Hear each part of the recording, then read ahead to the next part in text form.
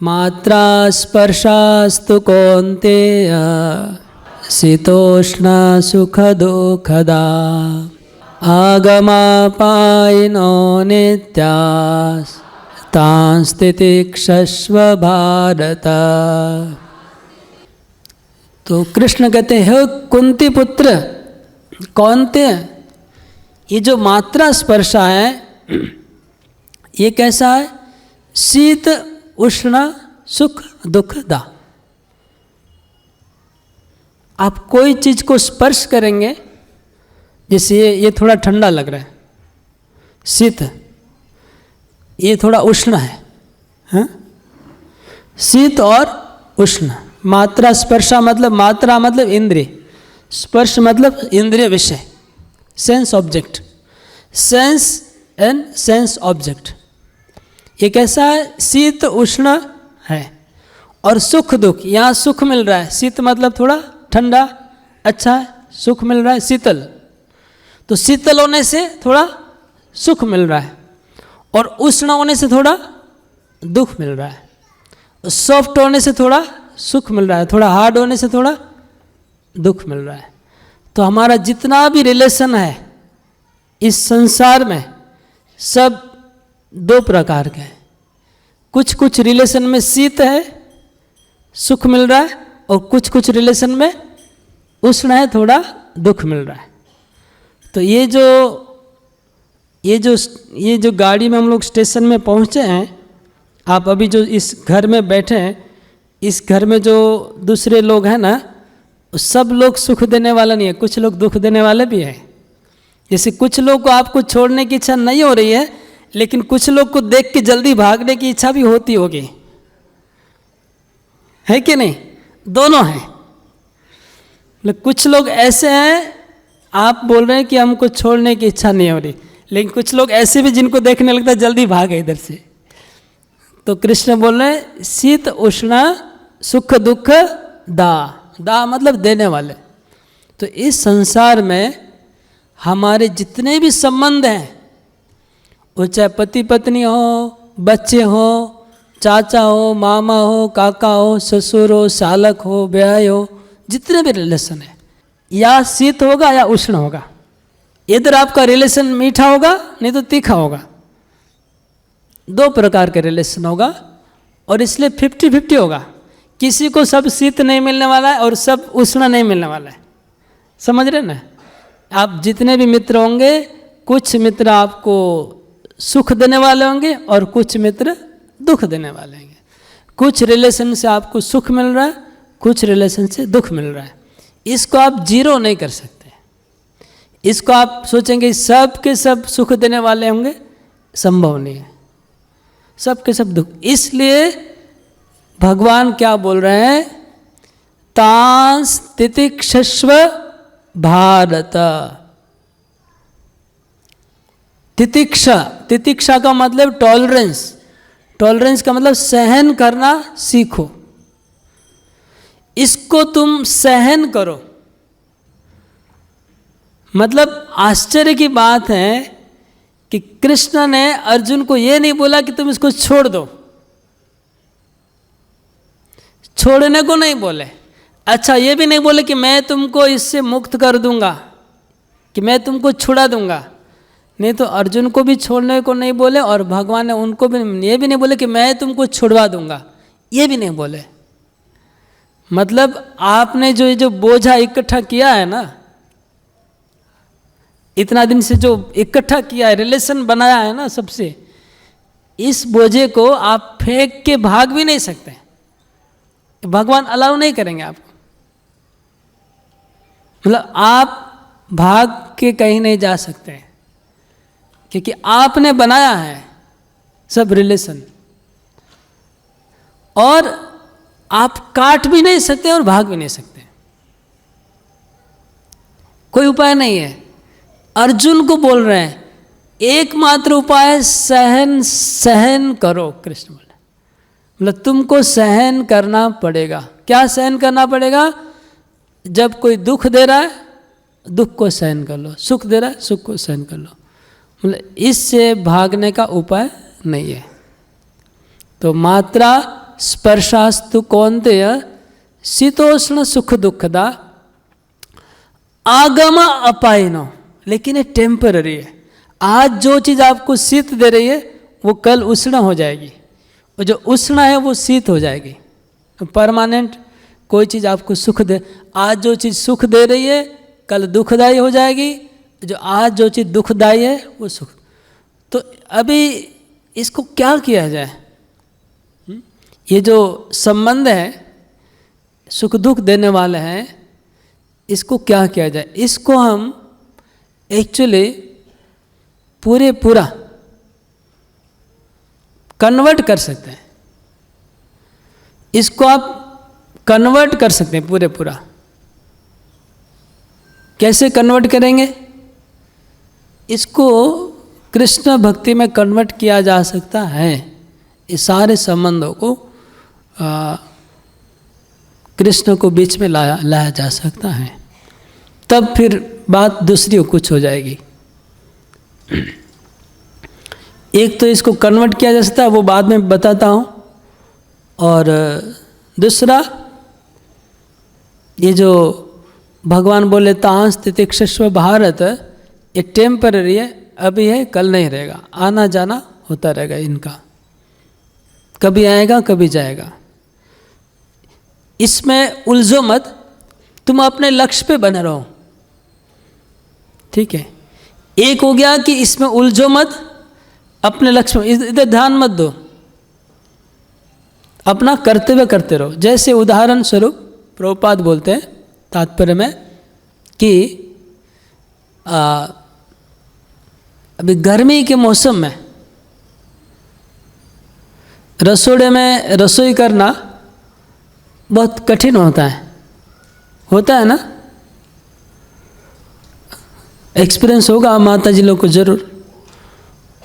गर्मी में स्पेशली अगर किसी का घर टॉप फ्लोर पे है या सन डायरेक्ट आता है, रसोड़े में ज़्यादा वेंटिलेशन नहीं है, छोटा सा जाली बारी बहुत छोटा है, और उधर एक दो चूल्हा जल रहा है तो बहुत गर्म होता है।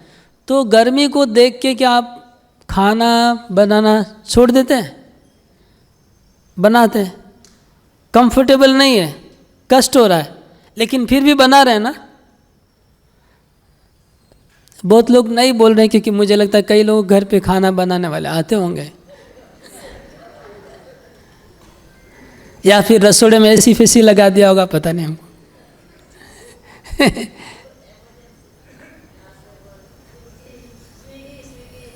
स्विगी मशीन का चक्कर आ गया, ठीक है। तो बात है कि रसोड़े में मेरे को लगता है यहाँ पर 80% 90% माताएं लोग गर्मी में कष्ट करके रसोई करती होंगी। तो आप भागते नहीं हैं, गर्मी में कष्ट हो रहा है लेकिन फिर भी कर रहे हैं, बहुत कष्ट हो रहा है लेकिन फिर भी आप सहन कर रहे हैं कष्ट को, और करते जा रहे हैं, रसोई करते जा रहे हैं। तो ये जो आप सहन कर रहे हैं, इसी प्रकार ठंडी में भी सुबह नहाने में कष्ट होता है।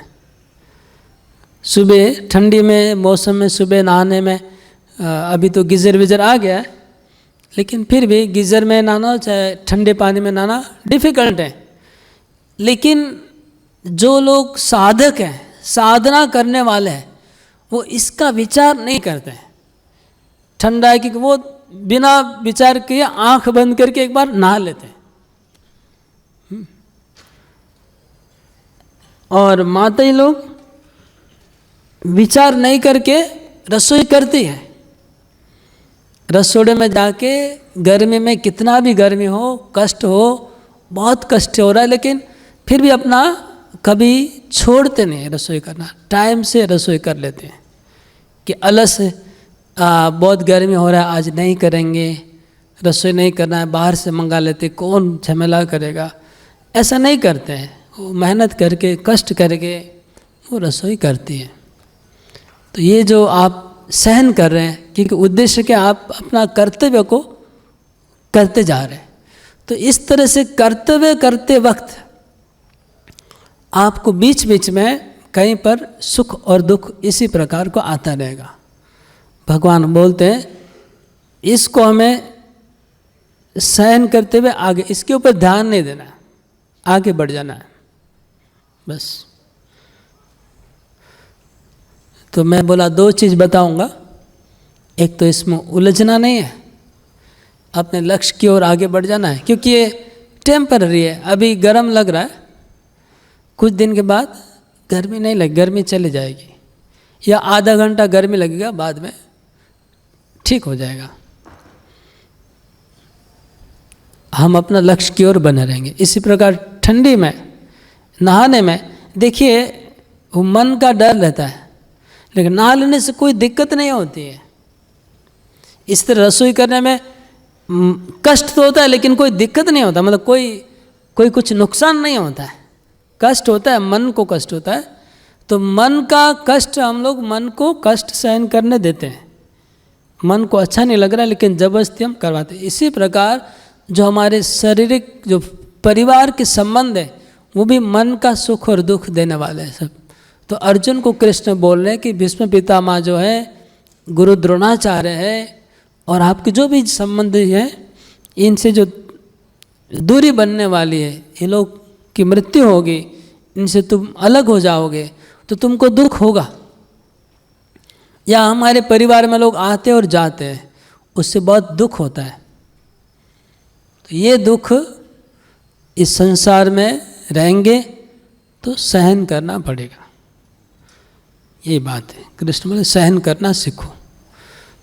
लेकिन इसमें कोई आध्यात्मिक सॉल्यूशन तो नहीं हुआ, सहन तो कर लिए, लेकिन समाधान क्या हुआ, सॉल्यूशन क्या है, लक्ष्य की प्राप्ति कैसे होगी? तो लक्ष्य की प्राप्ति के लिए हम भगवान की भक्ति करते हैं, कृष्ण की भक्ति करते हैं।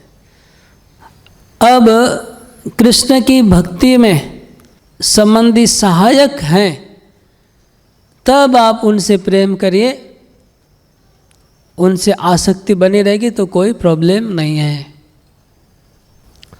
और भक्ति के सहायक नहीं है और उनमें अगर आसक्ति है तो तभी प्रॉब्लम है। यही सॉल्यूशन है। आप बोले थे पुराना घर है, घर जर्जर हो गया है, ये भाड़े का घर है, इस भाड़े के मकान को हमको छोड़ना पड़ेगा और दूसरे मकान में जाना पड़ेगा, तो इस मकान के प्रति आसक्ति हो चुकी है। लेकिन पुरंजन की कथा आपने सुनी होगी, उसके मकान में आग लगा दिया, कहाँ जाएगा बेचारा, भागना ही पड़ेगा। तो हमारे शरीर में भी आग लगेगी। आग कौन सी है? 2 प्रकार का, शीत ज्वर और उष्ण ज्वर, ये 2 आग लगेगी शरीर में। शीत ज्वर मतलब न्यूमोनिया, आदमी न्यूमोनिया से मरेगा, या फिर दूसरा 2 प्रकार का टाइफाइड, शायद 2 बुखार से आदमी मरता है। प्रभुपाद भी थोड़ा मेडिकल के जानकार थे, तो प्रभुपाद तात्पर्य में लिखते हैं कि 2 प्रकार के बुखार से आदमी मरता है। मरने के समय आपका टेम्परेचर इधर 2 डिग्री ऊपर चला जाएगा या 2 डिग्री नीचा हो जाएगा, या नीचा हो जाएगा तो मर जाएंगे, ऊपर हो जाएगा मर जाएंगे। तो ये शीत ज्वर और उष्ण ज्वर भागवत में बताते हैं, 2 आके आदमी को लास्ट में मार देते हैं, मतलब इस शरीर में आग लगा देंगे। तब तो छोड़ना ही पड़ेगा शरीर। लेकिन प्रभु बोले कि शरीर का नहीं, हमको संबंधियों का। तो अगर संबंधी कृष्ण की भक्ति में सहायक है और तब उनके प्रति अगर आसक्ति है, तब तो प्रॉब्लम नहीं है। क्यों प्रॉब्लम नहीं है? क्योंकि मरने के बाद आप जहाँ जाएंगे वहाँ पर आपका साथी भी पहुँच जाएगा, कोई दिक्कत नहीं है। सब लोग जाएंगे, जब तक हम वैकुंठ में नहीं जाने वाला है, सारे के पूरा सेट उधर आएगा फुल सेट। आप जाएंगे, आपके साथ आपका लोड भी ट्रांसपोर्ट करते हैं। आप जैसे घर बदलते हैं ना, तो ट्रक में पूरा घर का सामान जाता है, ऐसे ही आत्मा ये घर छोड़ के दूसरे घर में जाएगी और आपका जितना सामान है वो भी ट्रक लोड करके आपके साथ में आपके पहले ही पहुंच जाएगा। वो ट्रक लोड क्या है? आपका कर्म, आपकी इच्छाएं, आपके जितने भी रिलेटिव है, सब उधर पहले ही जन्म ले लेंगे। मतलब समझ लीजिए यहाँ पर आपके 5 शत्रु हैं, तो जन्म के साथ आपके 5 शत्रु भी उधर रेडी हो जाएंगे पहले ही। अगर आपके 5 मित्र हैं तो 5 मित्र भी उधर भी। मैं तो देख चुका हूँ, मैं देख चुका हूँ, इसलिए कि मैंने इतना जीवन में इतना जर्नी कर चुका हूँ, इतना बदल चुका हूँ जगह, जन्म से लेके अभी तक, कि आदमी को कितना जन्म लग जाता है। इतना मैंने एक ही जन्म में इतना ट्रैवलिंग कर लिया। तो मैं देखता हूँ कि जो जो चीज़ मैं देख रहा हूँ उसका ही कॉपी पेस्ट सब जगह होते जा रहा है। सब जगह सेम चीज़ कॉपी पेस्ट हो रहा है। मतलब मैं पहुँच रहा हूँ, उसके पहले वो माल पहले पहुँच जाता है, सामान। तो जगह बहुत चेंज कर लिया इस जीवन में। और देखा हूँ कि जब भी जगह चेंज करते हैं तो सारा का सारा सामान भगवान पहले भेज देते। मतलब अभी यहाँ पर एक कोई मित्र है तो सेम उसका एक कॉपी पेस्ट दूसरा मित्र आ जाता है। इधर एक शत्रु है तो उसका कॉपी एक उधर शत्रु आ जाता है। मतलब आपके कर्म आपको छोड़ेंगे नहीं नहीं नहीं। तो कैसे छूटेंगे? इसलिए कृष्ण भावना भावित होकर के उनसे रिलेशन बनाना पड़ेगा, नहीं तो काम नहीं बनेगा। जब तक हम हमारा दृष्टि चेंज नहीं करेंगे, हमारी दृष्टि को चेंज करना पड़ेगा। ये जो मित्र शत्रु जो भाव है ना, वो खत्म करना पड़ेगा, ये खत्म करना पड़ेगा। ये जो शीत उष्ण वाला भाव खत्म करना पड़ेगा। शीत उष्ण मतलब जो एक प्यारा लग रहा है और एक प्यारा नहीं लग रहा है, ये दोनों बराबर एक दिन लगाना पड़ेगा, तभी आपका अकाउंट नील हो जाएगा, बैलेंस हो जाएगा, फिर जा पाएंगे। यही बात है। और दूसरा एक बोनस, क्या बोनस नहीं, एक कंसेशन है। वो कंसेशन क्या है? अगर कोई कृष्ण का शुद्ध भक्त है, उसके प्रति अगर प्रेम है तो कोई प्रॉब्लम नहीं होगा। और कृष्ण का एनिमी है, उसके प्रति अगर द्वेष है तो प्रॉब्लम नहीं होगा। ये कंसेशन है। अगर आपको मित्र और शत्रु बनाना है तो प्योरली इस धरातल पे बनाना पड़ेगा, एकदम इस धरातल पे। मतलब अगर वो कृष्ण का एनिमी है तो मेरा एनिमी है, और वो कृष्ण का मित्र है तो मेरा मित्र है।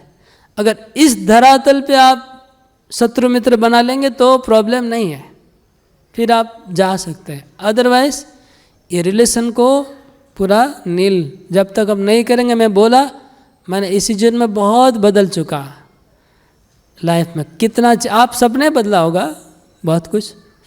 और आप कभी अगर दिमाग में, सबका दिमाग एनालिसिस वाला नहीं होता, हमारा दिमाग बहुत एनालिसिस वाला चलता रहता है। तो जो चीज़ हम जहाँ जाते सब एक ही चीज़ हमको देखता हूँ कि रिपीट हो जा रहा है सब जगह। तो इसलिए ये मात्रा स्पर्शास्तु कौन्तेय शीतोष्ण सुख दुखदा। तो जब तक हम उस लेवल पे नहीं जाएंगे तब तक हमको सहन करना पड़ेगा बस।